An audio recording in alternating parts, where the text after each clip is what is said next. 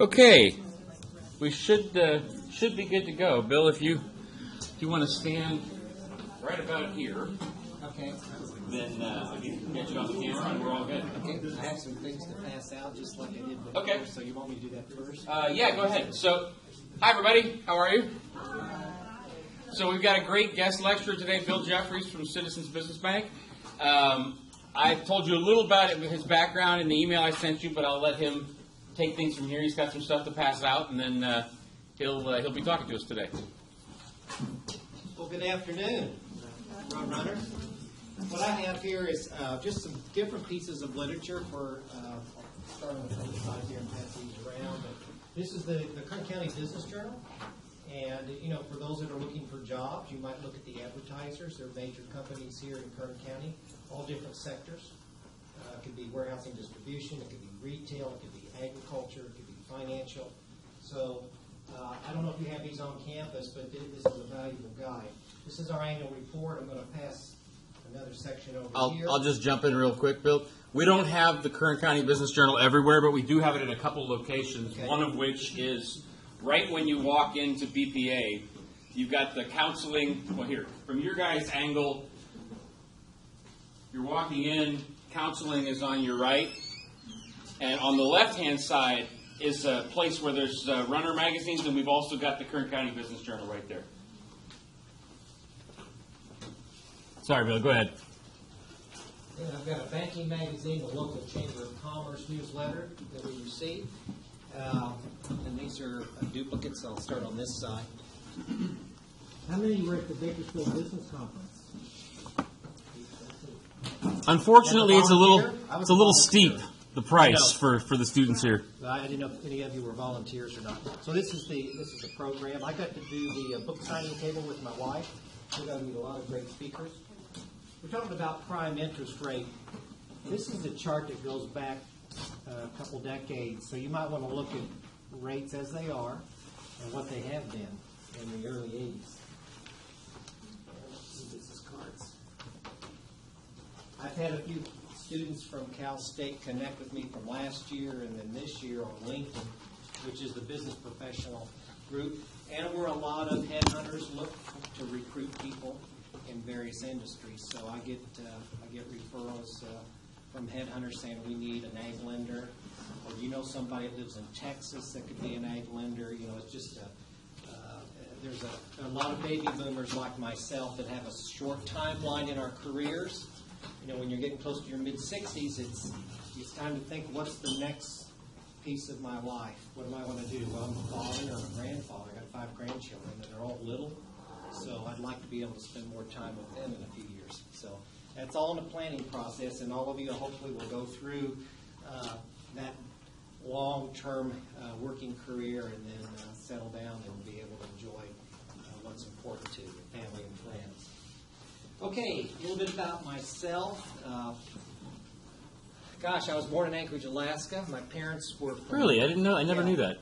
Cool. My father was based at Elmendorf Air Force Base. That was back in the early 50s when I was born, so you can do the math on that. My parents were from southern Indiana. Never had I'm the first in the family to have a college education. I have one younger brother. He lives in Sarasota, Florida. I took a business administration degree from St. Leo College, St. Leo University, which is about 40 miles north of Tampa, Florida. And after that, I took continuing education classes in the banking field. I was hired as a management trainee back in 1977. So I've touched banking 5 decades. Not continually, but parts of all 5 decades. So I've seen a massive amount of changes, not only in banking, but just in the whole global economy. It wasn't that way back in the 70s and 80s. You know, there was a threat of Japanese were going to buy everything in the United States and have the economic control. And of course, they've gone through a long-term issue with kind of a flat economy, but they've also had major disasters that's affected their country. And they're always having to try to rebuild, and it takes time to do that. It takes a lot of resources. So So I started my banking career, took continuing education, and then I applied for the Graduate School of Banking at LSU and graduated there in 1990. And one of the professors in the class, and we were on the LSU campus, we'd go for two weeks consecutive, usually the end of May, 1st of June, for 3 years. And he said, look to the left and look to the right. He said, two of you will not be here in the industry in 5 or 10 years. He was probably correct. So we've gone through a lot of changes. Locally, when I came to Kern County, I've been in Bakersfield since the end of 2003. I was, what brought me out, I married a Bakersfield lady. So I lived in, as I mentioned, Alaska, but I lived in Indiana, Ohio, over 20 years in Florida, and over 10 years in Atlanta. So I've got to see a lot of the various areas of the country, and have enjoyed it. In the banking side of it, I've had I've worn a lot of hats. Again, as I started out as a management trainee, I was a teller. I was a bookkeeper. This was prior ATM and cell phone banking and things that you can do now. So we had big posting machines from boroughs. So we used to post things. I'd sort checks by hand, stuff them in envelopes, and you'd mail your bank statement with all your canceled checks. That's how we used to do it. We had these huge machines, and we'd do our statement of condition of asset, liabilities, and equity every day at the bank. I got to the point where I would do board reports. I would handle wire transfers. I'd do daily investments. I became a comptroller for a bank in Florida at the age of 27. So that was kind of an interesting time in the early 80s where the loan rate prime rate was over 20%. So I had to squeeze every $50,000 I could in liquidity and invest it overnight and make 12 to 16%. So if I had a 3-day weekend, we got paid that money for investing that money. So I was making a lot of money for the bank and working with a broker on opportunities on government bonds or Federal Home Loan Bank bonds, just those things that were paying double-digit interest rates. Not today, no. So I've been a branch manager back at SunTrust Banks, and they're based out of Atlanta now. My comptroller was with the Yellow Group of banks in St. Petersburg. When I came out here to get married, I couldn't have a job. I was working insurance at the time. I had 2 young boys. My first wife had passed away of cancer. So I had a 7- and 9-year-old. So I had to be a full-time dad and worked out of a home on a telecom business where I'd set up where prepaid cellular cards that you'd buy at a store, we'd set up terminals. So every swipe at that terminal, I got a commission. So the more stores I could hook up, that paid my bills during that time frame. So I became an economic developer in early 2004 for Kern EDC. So I had a neat job. It was a nonprofit group, but I got to work with a lot of businesses here in Kern County. My assignment was small business development, also the aerospace and defense industry, which covers Mojave and China Lake and Edwards Air Force Base. So I got to visit those facilities, and I got to see behind closed doors one of the suborbital spacecraft that was a 2-seater under construction by X-Corp. And I was actually a consultant to them back then as a small business development. I went to the very first X-team meeting when Richard Branson's team came over to the Sheraton in LAX to talk about why they should come to Kern County and work on their spacecraft in Mojave. So another interesting gig there. So the banks were getting referrals from me from businesses that needed to borrow money and do banking relationships. So Rabobank hired me locally. So I was a branch manager for 2 of their offices here. The closest one to Cal State's Gosford and White Lane, and then there's another one over on Stockdale, just off California. So I've been manager of those from 2008, 2009, part of 2010.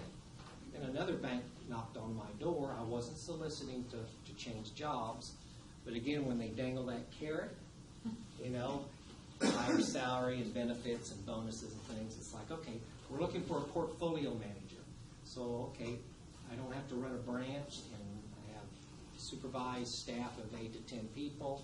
No, I don't have to deal with operations. No. I said, okay, this is a great change for me. So I've got about an $88 million loan portfolio for our one branch. We have 3 locations here in Bakersfield, but we're at 17th Street, right next to the superintendent of schools. Or if you've been to Bill Lee's downtown, our parking lot there is shared. So we're in that location, so I manage the portfolio, and what do I have to do? Well, make sure if there's any past due loans, I'll call the customer. And sometimes we email them, but I like a personal touch with a phone call. I have to handle compliance reports. We have to make sure that if there are agreements in loan documents, they're called a business loan agreement, where we ask you to provide us every year a personal financial statement, a personal tax return, a business tax returns. Depending on the type of business, we may want the agings of your accounts receivables, accounts payables. If you're in construction, your work in progress report. Those are the main things. If you lease space in a building, whether it's a retail or I'd say office space, we want your rent roll. How current is the rent roll? What's your occupancy rate? You know, in Bakersfield, back in, when the recession hit 2008, what happened to real estate values here locally, both residential and commercial? Went way down. So when Citizens Bank hired me, they had acquired San Joaquin Bank that the FDIC took over, and Citizens won in a bidding competition with other banks. And a year later, they hired me to be their portfolio manager for that one office. So at that time, we were under $50 million. We've grown it up to over, close to $88 million. So with some good traction going right now, moving into 2017. So during that last 2 to 3 years of being there, I had to work with a lot of businesses in what we call workouts. How can we help structure and how can they get back on their feet? Maybe they need to pay just interest only right now. So let's work with them. Let me tell you a little bit about our bank. This will be the commercial break. We're about an $8 billion bank. We're based in Ontario, California. They have a Citizens Business Bank Arena similar to the Rabobank Arena. So I've got to work for 2 organizations that had their naming rights to an arena. So I've got to go to hockey games and concerts at both. So that was a fun part of it. We have an ag division. We have about 50 offices. We go all the way down to San Diego, and we're up to Stockton, Madera. And in Bakersfield, we have 3 offices, 1 in Delano. So as part of that $8 billion organization, we have, again, ag. We have a trust and wealth management division that handles over, I think it's $2.5 billion in assets. It's almost 100 years old, the trust department. We do specialty for cattle, dairies, as part of the ag. And then you can split it off. And then you've got, for the ag lenders, there's all different types of lending. It could be almonds, pistachio, orange. It could be cotton. It could be grapes. There's so many different areas. We're looking, most of the major banks in the Central Valley are looking for ag lenders. And if for a young person that wants to get started and can find a group that will tutor and mentor them, we're kind of the breadbasket of the world, the Central Valley. So it's a great place if you want to be an ag lender, even over towards San Luis Obispo area. There's 300 wineries. There's acres and acres and acres of grapes that are harvested, just been harvested for processing, whether it's table grapes. I think you look at there's an ag report that comes out. We're talking about billions of dollars and a lot of employment here throughout California in just that one industry. What else does Kern County have? Well, we're kind of a day truck drive to the to the south and to the north. So for warehousing distribution, how many are familiar with Tejon, south of town? They've got the Tejon outlets, but then they have the distribution centers down there. And that's when I worked with KEDC. They were working that cluster because of its location. So it's truck traffic. Now, how many have been to Shafter? Okay. They've got a rail system that they developed, and they're trying to be an inland port. I know the city manager and the economic developer there. So they're trying to build their economy So again, you need banks there to service these companies where they may be, what I call a mom and pop, or a national corporation, a large company that's got a footprint here.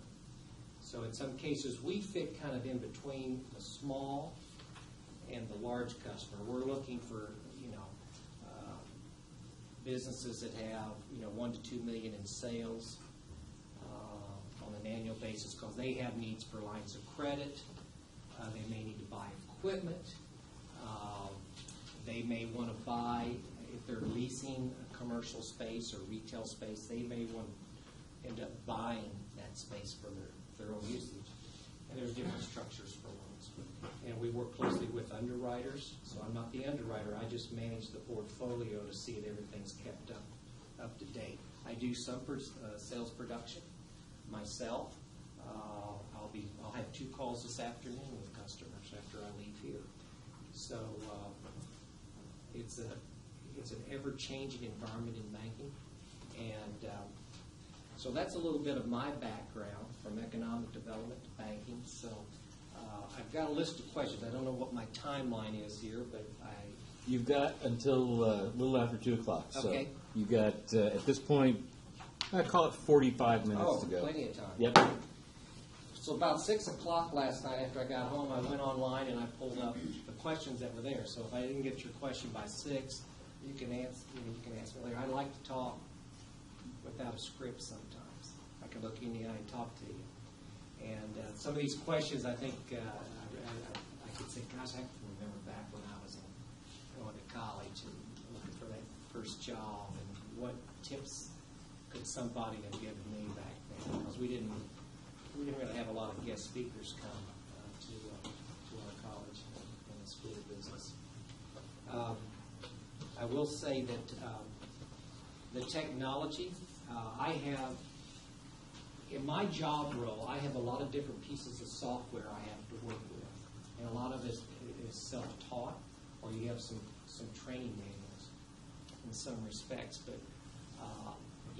we upload all of these financial statements that we receive. We do recommend this. If you're going to send me your personal financial statement or your tax return, you need to encrypt that. Password protect it, because I don't know when you send it from your device to my email box who might get access to it. And, unfortunately, there's a lot of identity theft that goes on, not only for individuals but for businesses that don't have a strong, protected systems. So that's another challenge. So when we're working with CPAs, getting information, we want to encrypt it, and then send a password under a separate message, or we're talking on the phone. So the lending side of it, when we look at that application, we're going to pull credit report, we're going to pull a Dun & Bradstreet, we're going to do a UCC search, see if there's any filings for your business assets. We're going to, the credit analyst is going to run a cash flow. So just kind of a rule of thumb, if you've got $1 in debt you're paying every month on loans, you need about $1.25 of income to offset that debt. So 1.25 to 1. That way you've got a cushion. If it starts slipping down to 1 and 1, you're just turning money over. There may not be any profit there. So you've got to have, the underwriter looks for that cushion, so that if you do have a couple, let's say a seasonal downturn, or a new competitor comes into the market, there's a new product that is making your product obsolete, or an ag company that has a better way of irrigating their crops more efficiently and processing those crops more efficiently because they've invested in technology. And you have to deal with that, and you're doing things the old-fashioned way. So I see a lot of Apples and HPs around here. So you can keep up with all of these changes in the technology piece. So I've got other softwares that I deal with. Third-party companies like to do the UCC searches, the Dun & Bradstreets. We have other systems internally that I can pull your profile as a customer and look at all your deposit, your balances of your accounts, checking, savings, and personal as well as business. And then we can do a report and see a profitability report. So we know who our top 20% clients are by profitability. And if we want to do cross sales, that's another interesting report. So you probably get 80% of your profits from about 20% of your customer base. So where are you going to spend your energy and your resources? Well, for your existing customers, you're going to at least call on them twice, maybe 3 times a year with an appointment.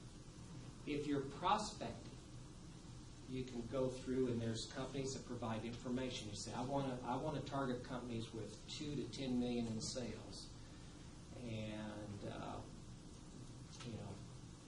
there's other criteria you can stretch there. I want it within these zip codes, let's say, in Kern County, where your market is, and you can pay for these reports, and then that's your prospect list. So you can start prospecting. And I have one loan officer in our office. He handwrites a card. Handwrites it to the CEO or owner of this business. And he writes the envelope and he puts a stamp on it. And 2 or 3 weeks later says, hey, I just got a call from this fellow I've never met. Or he may have seen their profile on LinkedIn and says, I'd be interested in doing business. I saw your profile and your business on LinkedIn. So that's how he's reaching out, and he's 60 years old. So he's using some different tools that we didn't have 10, 15, 20 years ago, like LinkedIn and some of these other search tools. So that's how we look at business development. And profile, can I help everybody? No. If you're a consumer borrower, we're a business bank. We're not into the consumer side. If you want a car loan, your credit union is a great place to get a car loan. If you want a home mortgage, we do home mortgages, but we do not do 30-year fixed. We do 15-year fixed or interest only for several years. And those are for borrowers that may have a second property on the coast, a doctor, attorney, a business owner. And they're just, they're trying to conserve some of their cash, so we can structure some of those a little bit different. We have Citizens Financial Services, which does leasing, and they also do equipment loans for manufacturing, to tractors, what they call yellow iron. So anything you see out there that's moving dirt that's yellow, they call it the yellow iron loans. Again, I mentioned our wealth and trust management. We have a division that works with the customers for management of their funds. Remote deposit capture. So you've got a business and they get a lot of checks. Well, they can run them through this little capture device, which is no larger than a toaster, and it's online to their computers, and it'll snap an image of all of those, upload it into the system, and it's processed at the bank that same day. So that's an advantage. We didn't have that, again, some years back. The mobile banking is evolving. We're working on that on the business and consumer side. We still do a lot of what they call beta testing. Again, there's two of the largest areas that banks have to contend with is security. And I'm not talking about a guard at the bank, but I'm talking about your internet, your online connections. When you've got 50 offices throughout the state all feeding into one section, you got to protect that from invasion. The other area of growing of employment in banking is compliance. With a lot of federal, and in some cases state regulations, we have to have a compliance department that they're going to check to make sure everything's done accurately. So when the FDIC auditors come in, that you've got a clean record, that you've documented everything that needs to be documented properly. If I need a personal financial statement from you, you got to sign it, you got to date it, and you got to fill out and check all the boxes. If it's on there, I got to take it back to you and say, you missed some spots here, or you put something in wrong, you need to correct that. So again, it's an education itself, just filling out a financial statement sometimes. Any questions on anything that I've said so far?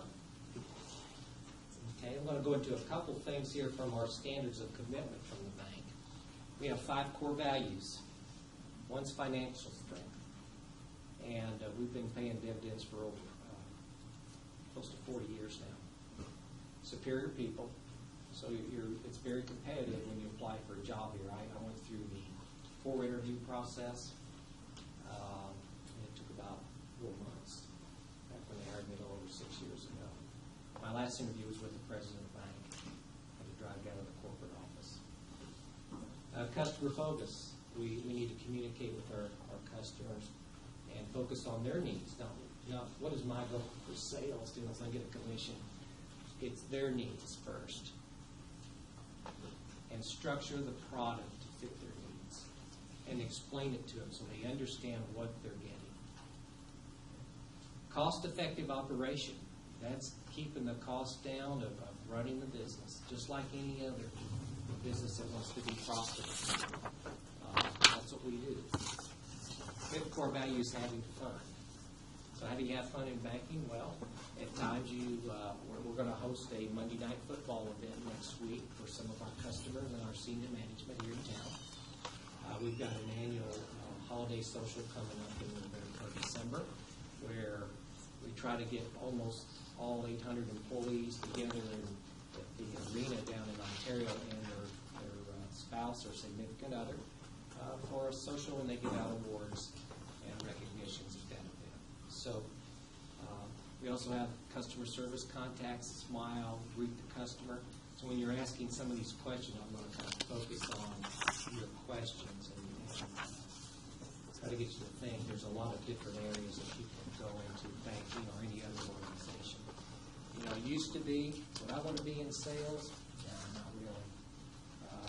When I was in college, my head of our business division said, you should be a CPA. I go, I don't want to be a CPA. I don't have to crunch numbers all the time. Guess what? I'm doing a lot of that now. So he was right. I should have listened to it back then. So maybe your professor here will give you some ideas on your career.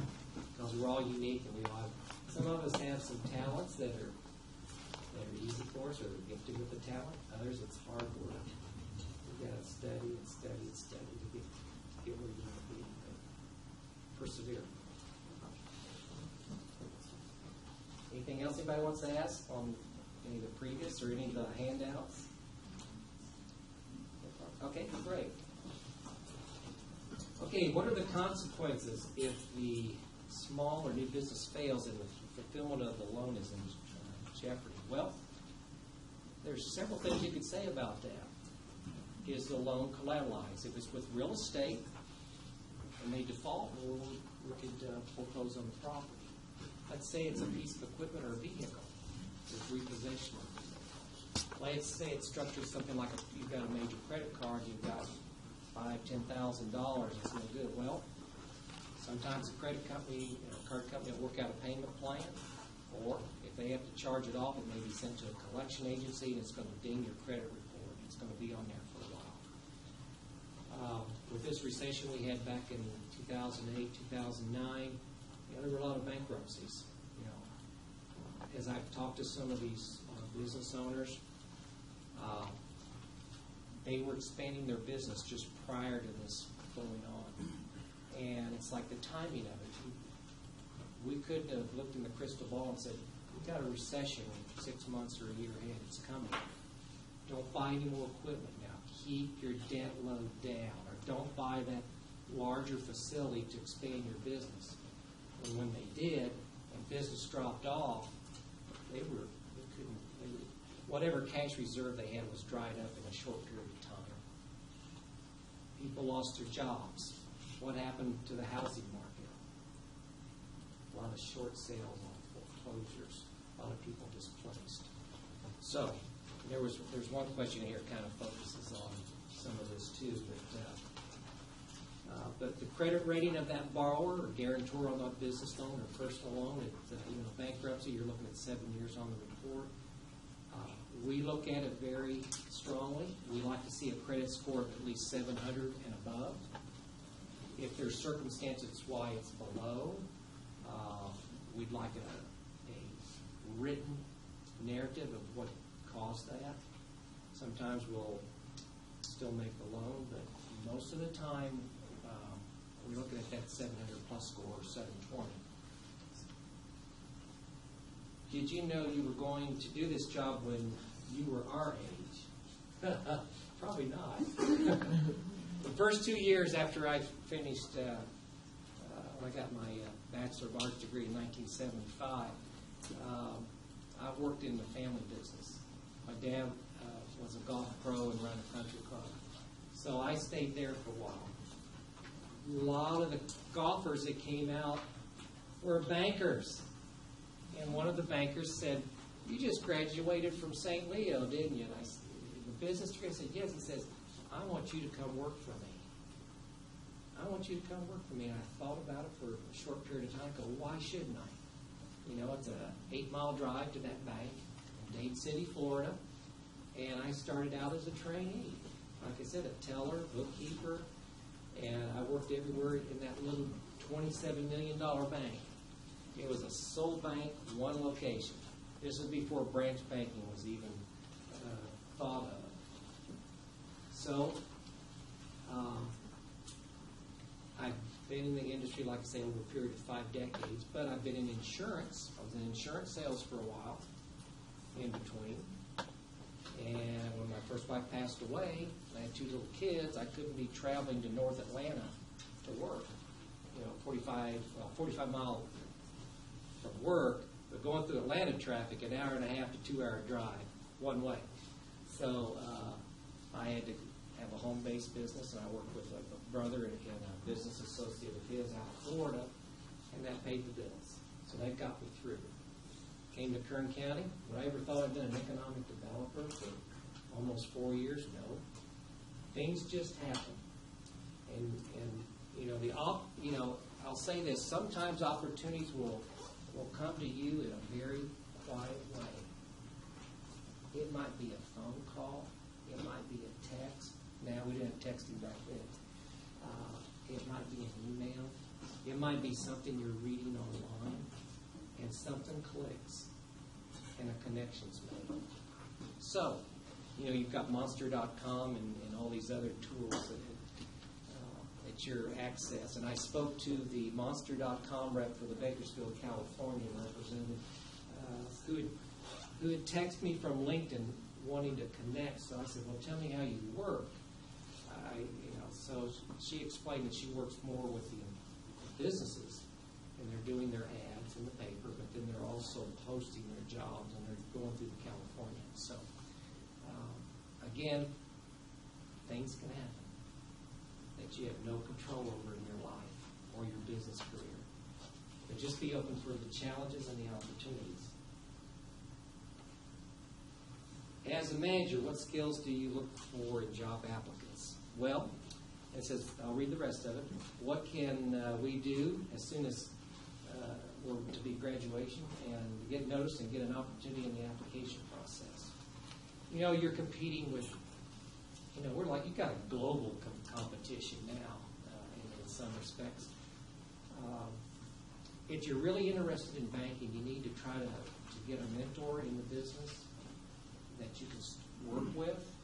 But again, let me explain how banking, you've got all these different visions. You've got, if you're in the technology and computer hardware and software, we need the backbone there. If you're in compliance and regulatory, that's a growing area in banking.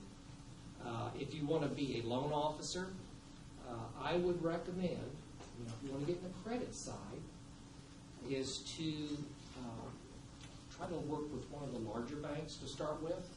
The larger banks of the world seem to have more thorough training programs than the smaller banks like us or small community banks. And we're always looking to hire experienced people. So sometimes we hire people that have worked at a Wells Fargo or a Chase, and it's because they want to stay in the Bakersfield area. When you're with a large organization, they tend to want to transfer you, and I did that with Sun Banks a couple times. So, again, that's on your needs. If you've got family and you're established, you want to stay in the community, network with the competitors. Know somebody from your competition, because someday you may be working for them Or you may be their boss eventually. You never know.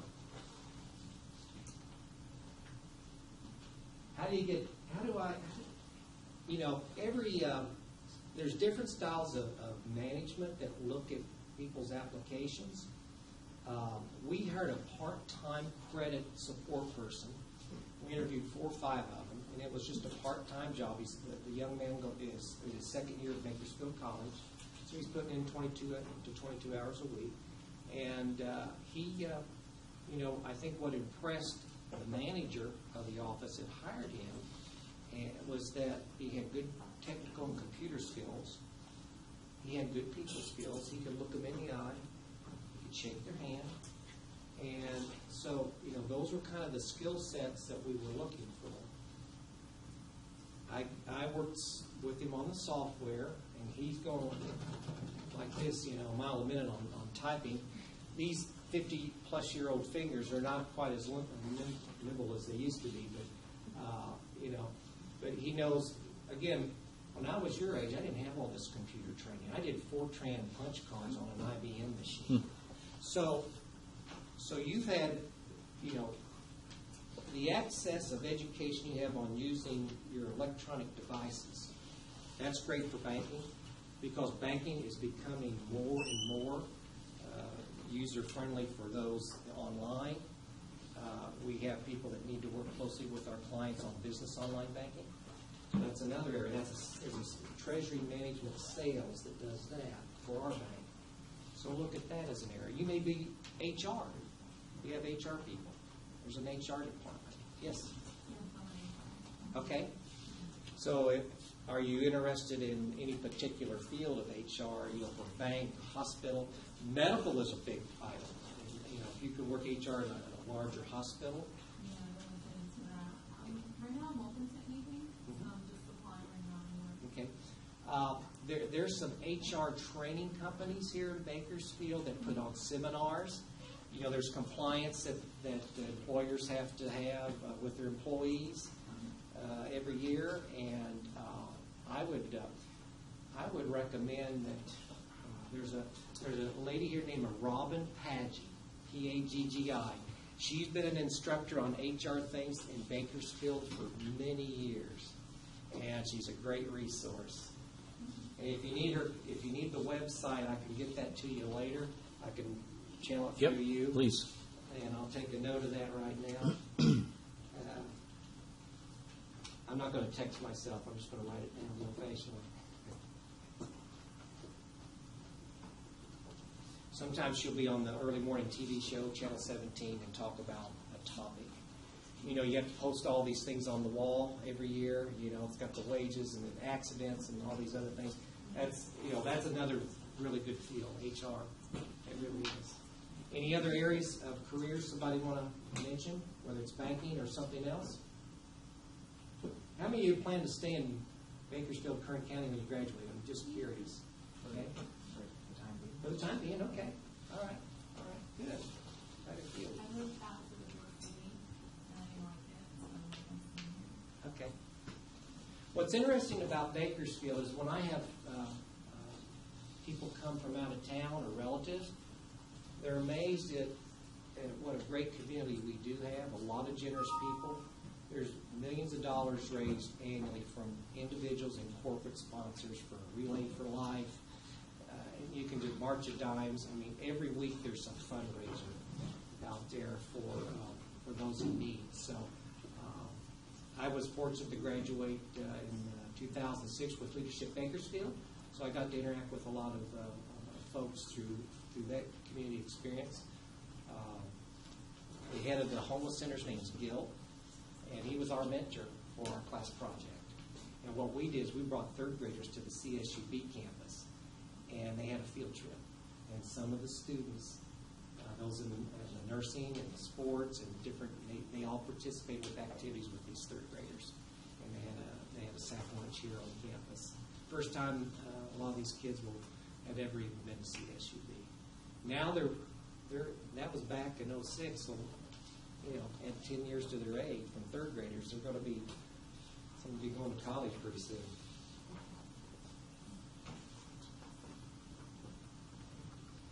I would just say on this, one person's looking for to hire, on your written application, and again, you can apply online with us, with HR, because we've got probably 30-something positions. Again, they're always looking for skill sets that you don't have until you've actually been out there working in that skill set of lending or other areas. But be honest on what your skill set is, and try to do things to enhance that after you graduate, whether you're doing a continuing education, whatever that may be. So you're learning something new every day.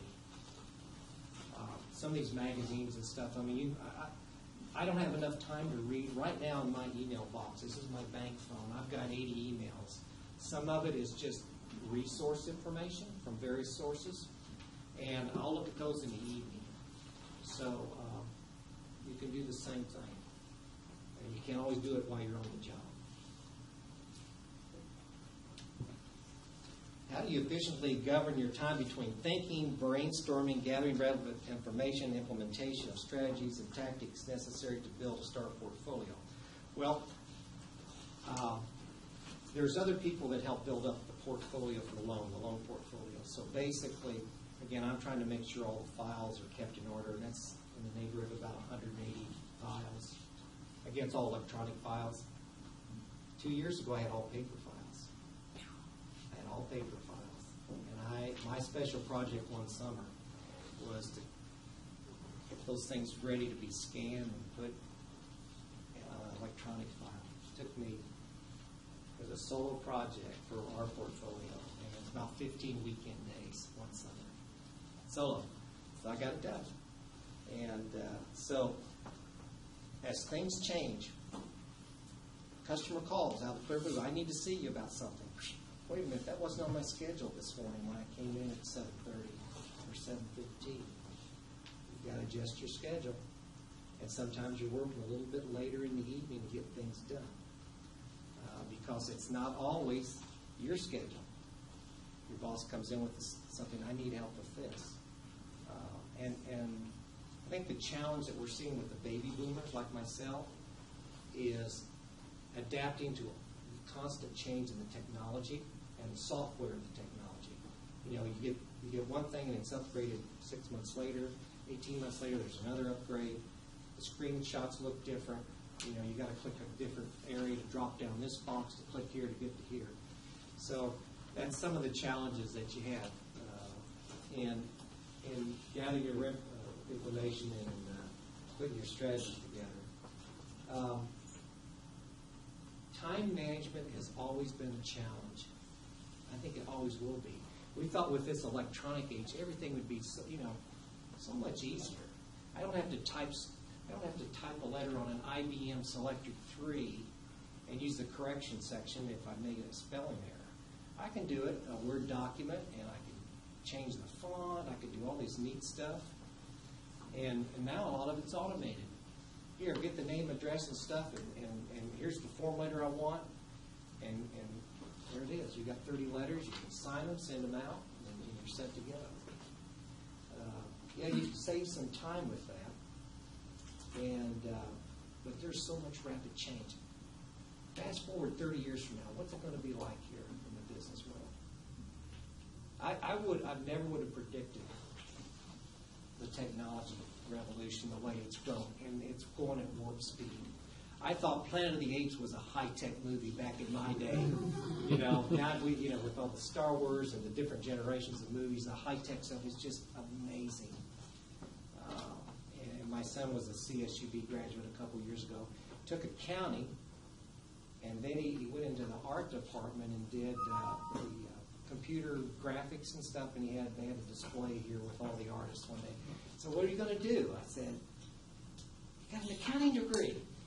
No, I'm going into the other side. Well, he's still, that's his passion. So I told him, well, that's always a good backup plan if you want to go back into accounting. We now have a global economy, more so than ever before. Communications is so much different than mailing letters and taking time to receive them and to respond to them. How do you increase productivity in your job when sometimes you've got fewer people and support people?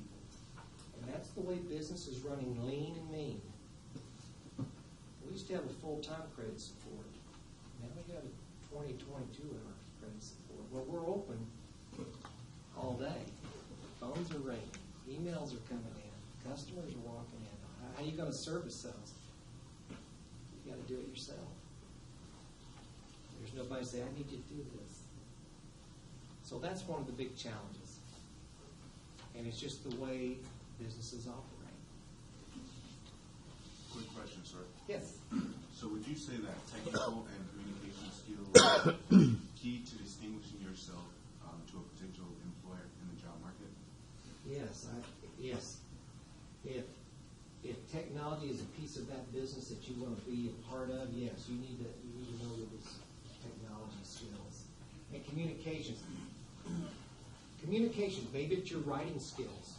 Maybe you're doing marketing and sales. You need to know how to write something that makes me want to buy your product, or the ad, the design of the ad, whether it's online, or it's in the newspaper, a radio ad, a TV ad. You know, we've got people here in Bakersfield, members of the chamber, and that's all they do is they create ads. So kind of look at it broadband. What is it that is going to fit where you are? Communications. It could be written, verbal.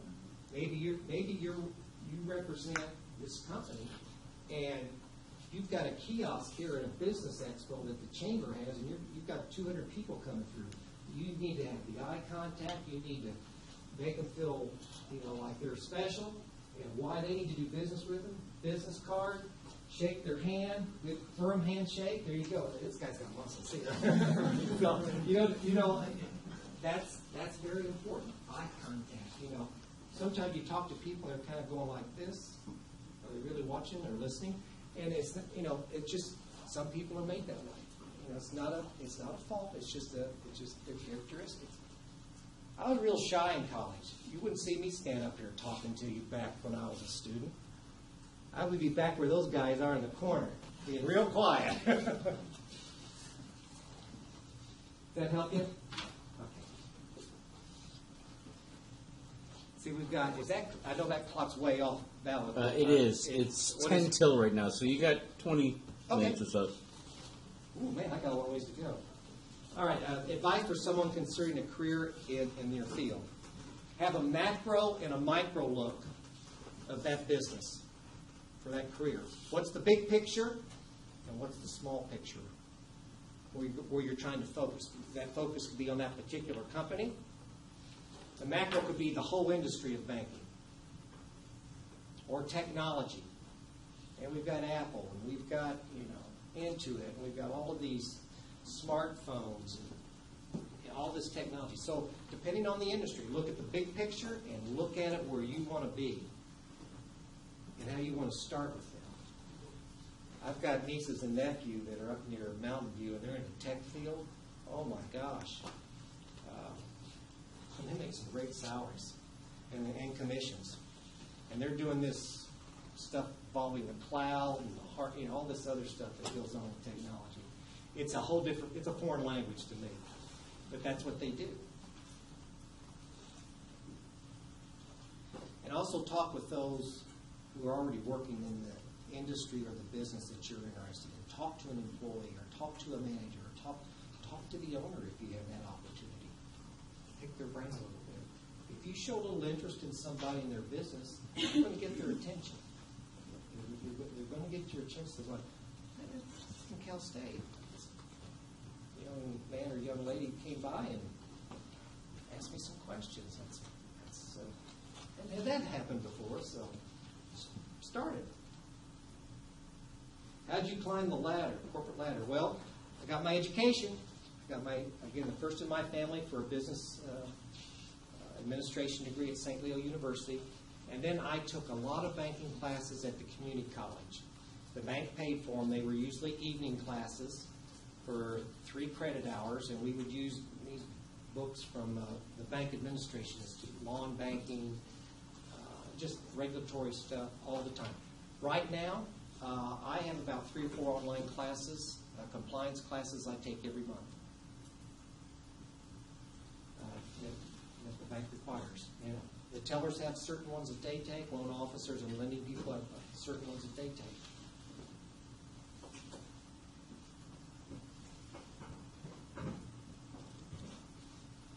Again, got to go to the Graduate School of Banking at LSU. So again, that was another career advancement. Looked great on the resume, along with all those 20-some-odd banking classes I took on my own time. It was my time, the bank paid for it, but I had all of these classes that showed I was really interested in that career. There's a banking magazine I circulated around. I get the electronic version, but I did get a hard copy. That's the last hard copy I'm getting. It's all going to be electronic at my choosing. Wall Street Journal is a great resource. I don't know if any of you have access to that. I was in Europe for 3 weeks in Italy in September, and what was interesting there was talking with some of the Italian business owners and talking about the euro and talking about the economy. They look at the United States economy as very pivotal for their success or failure. In Europe, one of the largest banks is based, Deutsche Bank in Germany.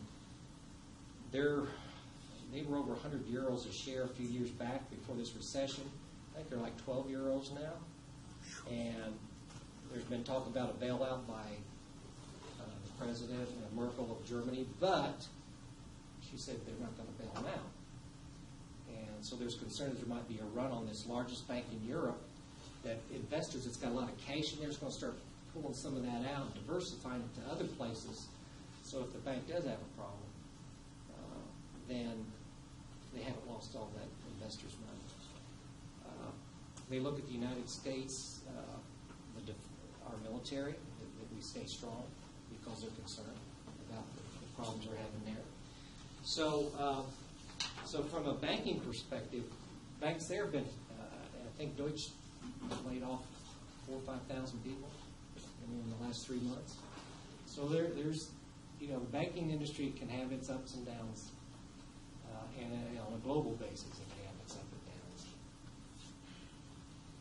How do you make investment decisions? You rely on the theory. Well, I actually don't make investment decisions. Mine's loan portfolio, so it's underwritten so that if we loan you money, we're underwriting you that we've got a real strong chance that you're going to pay us back the principal and the interest.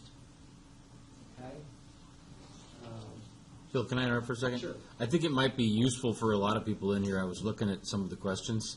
I think looking out from these seats as a senior and as undergrad, there's images you have in your mind about what a banker does, quote unquote. And when you're talking about stock investing, when you're talking about managing an investment portfolio, that is a different job than what you do. And I don't think a lot of people understand where these things fit in the bigger world of banking. Could you talk about that just a little bit to explain loan officer versus investment manager versus some of the other major roles in the banking industry? Okay, if you look at, from an accounting standpoint, the asset side of the bank, what makes them money? The loan portfolio, the investments that they make, and the investments are generally in very secure bonds or treasuries, and we're not making any interest on. I think our yield on investments, on an investment portfolio, would overall average about 1.3%. Overnight money is called Fed funds, and that's about 0.25%. But we have to have some liquidity, or we have to borrow that money maybe from another bank that has excess liquidity. So, and then fee income. That's our revenue stream. So right now, our biggest money maker is the loan portfolio.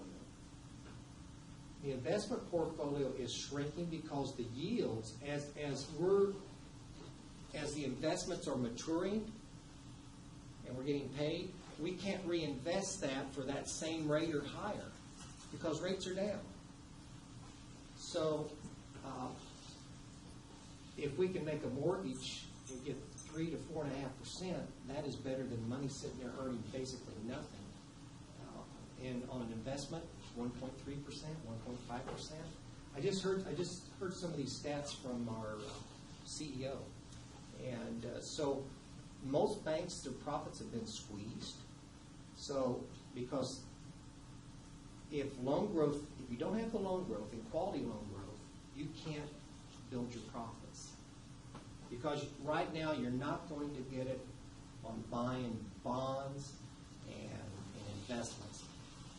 As for stocks, banks have to control buying, public traded companies. I know when I was a comptroller, we just didn't do that. Again, there can be high risk there. And with the regulatory environment we're under, the regulators are going to look at your portfolio. You got AAA this, AA this. You got to have high quality stuff, especially if you're a publicly traded company. Absolutely. Anything else somebody wants to ask about the investment side of the banking? Loans is number one for the revenue growth. Right now, the investment portfolio the yield is shrinking because in the last few years, yields have been down, and as these bonds and instruments have been bought, they're paid off to the bank. They're not making that 3.5%, 4%. It's 1.3, 1.4. How do you make up the difference? Run a lean operation. Keep your expenses under control. So, quick question. So when those investments mature and you don't have an attractive additional investment option, are you guys moving that capital over to trying to make more loans, or is it just sitting there under 1.2% and you're sad?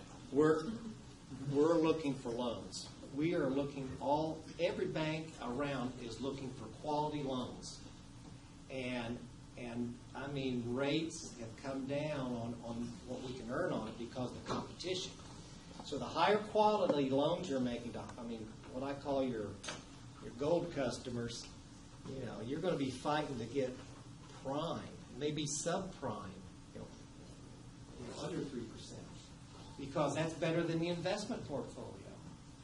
So again, there's some cost to do the loans, but we charge fees when we book the loans. So yes, we have what we call the $1 billion challenge. We want to book $1 billion worth of loans a year, our bank, because we know that over the course of 12 months, I don't have the stats for the entire bank, but a portion of every payment that's coming in every month is a principal reduction.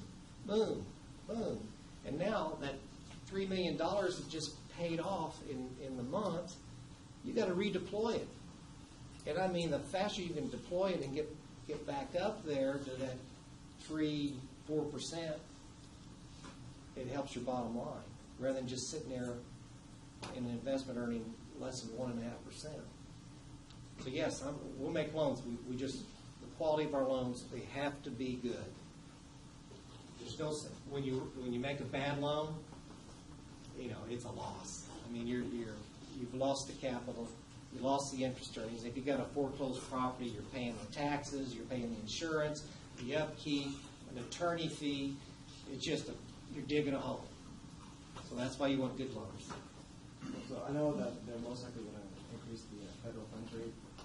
In December? Yeah. Yeah, I think you're right. That's his prediction. So how do you think that's going to affect your guys' effect on loans? We like it because a lot of our loans are tied in with the prime rate. Lines of credit. So let's say a borrower has seasonal line of credit, could be a farmer or someone, or a manufacturer, and they're at prime plus 0.75%. So if the prime goes up a quarter, that balance, all of a sudden we've got a bump in 0.25% on a few $100,000 or a few $1 million, depending on how many in the portfolio are tied into prime. So we like to see rates go up. That's good for us. Well, but I'm saying, what does it affect those who are trying to apply for loans? Does it decrease the amount of loans you get? Not 0.25%, not that much.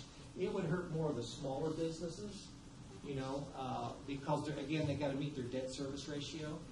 But again, if you look at the larger companies that are borrowing millions of dollars and have got that type of credit, multiply that by 0.25% over the course of a year, and the bank did nothing else to earn it. It was already built into the document, the loan document.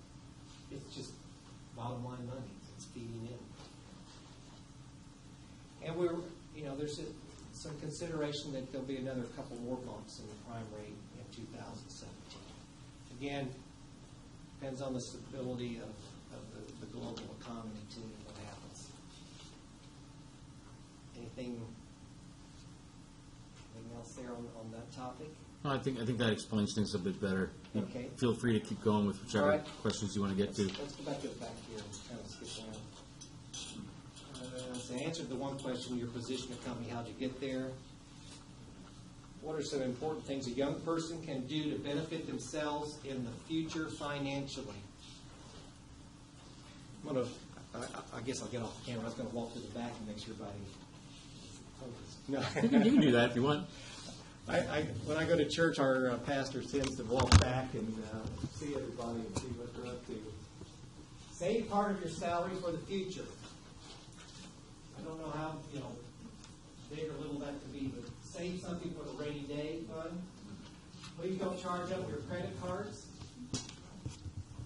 unless you've got the income to pay them off in a very short-term fashion. I was talking to a businessman yesterday.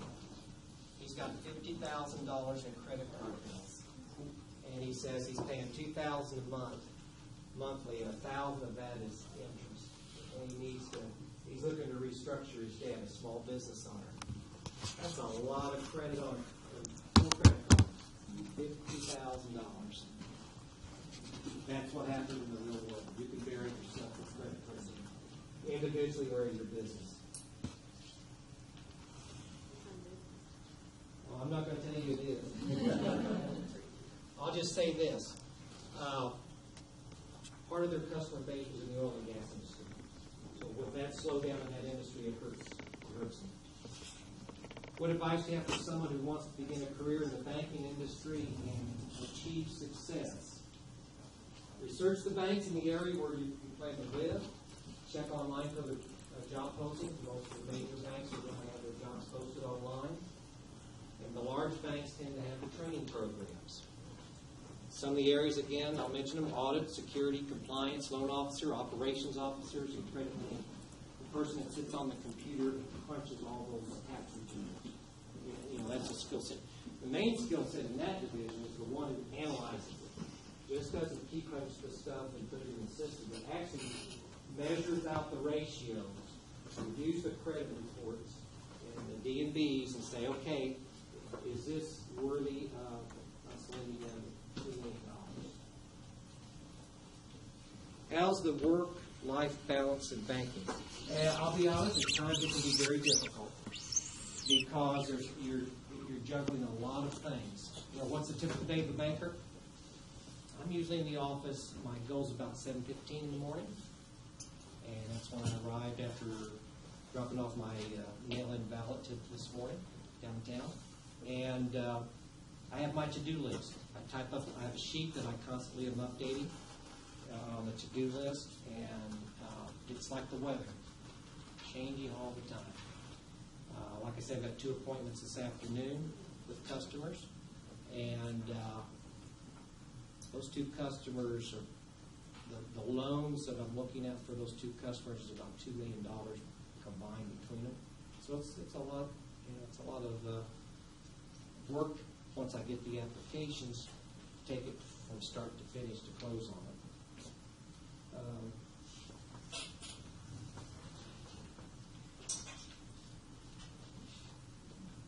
Before becoming a vice president portfolio manager, what was it required of you to gain the experience? Well, again, I took a lot of extra classes, night classes.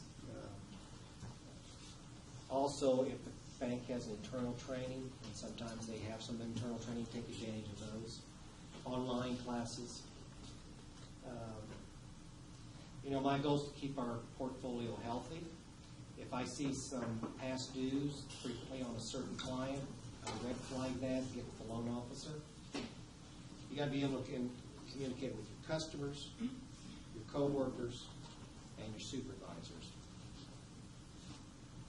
I supervise myself. I have no, I don't supervise anyone else. We have our branch manager, and I'm part of his team. I have a question for you. Sure. So whenever you've been on the lowest, what have you done to like stay up or continue? Say the very Like first part. whenever you've been on the lowest, what have you done to continue to stay up? On the lowest? Well, of course, there's the financial implications that, you know, if you've got a job and you've got a salary that pays all your bills, it's like, okay, do I want to stay in this particular position? And maybe you don't. A lot of millennials move. They're not staying. We had one young man, and he moved out of state. He was with us almost 3 years. And he's working on his master's now. He's up in the Denver, Colorado area, part of a relocation with his wife. And so he's working on a master's, and he's now a portfolio manager at an institution up there. So change is fine. I have this little cycle that every 5 to 7 years, generally I'm looking for another opportunity.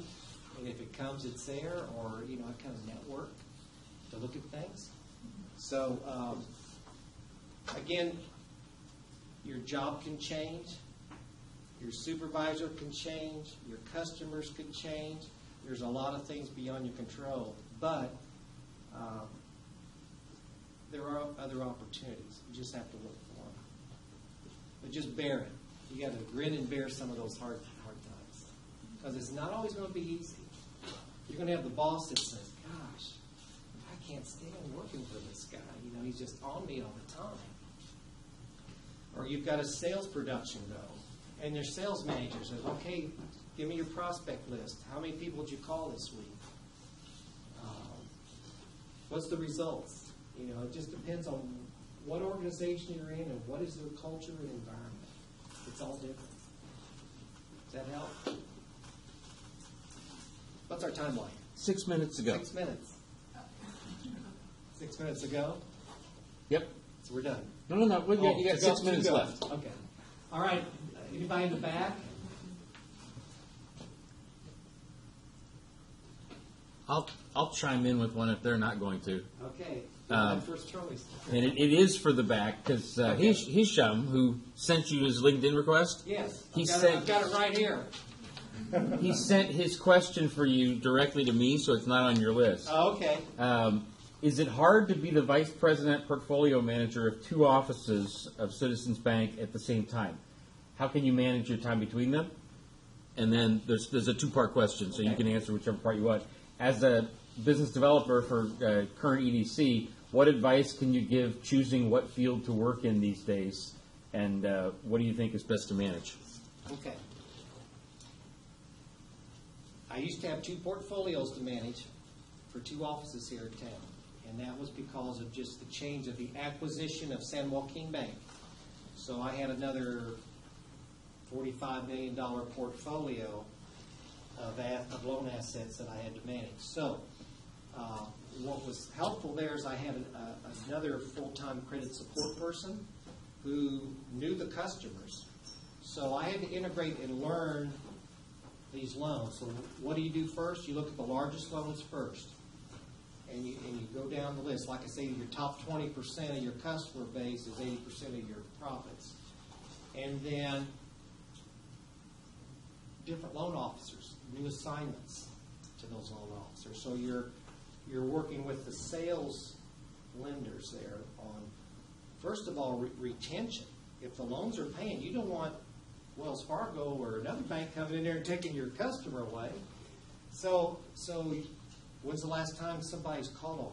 So we have a system that we fill in when an officer calls on a customer. It's tracked in a sales software system, so we can know the date and when they were there.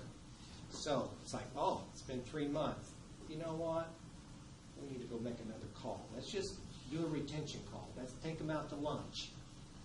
Something like that. So. Yeah, I did that for about 18 months, so I had that. So yeah, I was involved with a lot of team members, interaction. Past dues, I'm handling those. We're working with the loan officer, let's get the financials, let's do some number crunching with the credit people. Is there a way to restructure these loans? KEDC was a fun job. Economic developer, I love that. Now, the thing is, I was working for a nonprofit. And one of the programs I had was called Tomatoes on Steroids. It was a small business economic gardening program. You can probably still Google that. It may still be somewhere in the memory banks there of Google. But it won an award. It was my baby, my program. It won the CalEd Award for Small Business Economic Development some years ago. So I'm really proud of that. So there's a plaque on the wall at KEDC for the first ever award they received from the California Economic Development Group. So I work with small businesses throughout Kern County. And that's how I met the X-Core Aerospace in Mojave. So I loved it, but when the bank came, said, here's a bigger carrot, more benefits, it's like, wow. So I had to make a change for my family. So I've had great times at both organizations. I put on the first energy summit in Kern County in 2007, November.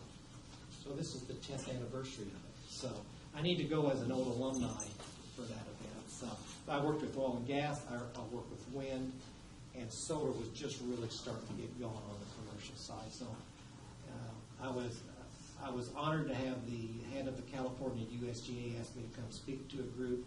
I'd already been into banking 3 years, and I said, no, I can't do it because I just haven't been in the field back in economic development. So hope that helps you a little bit. All right. That pretty much runs us out of time, so let's give Bill a big round of applause.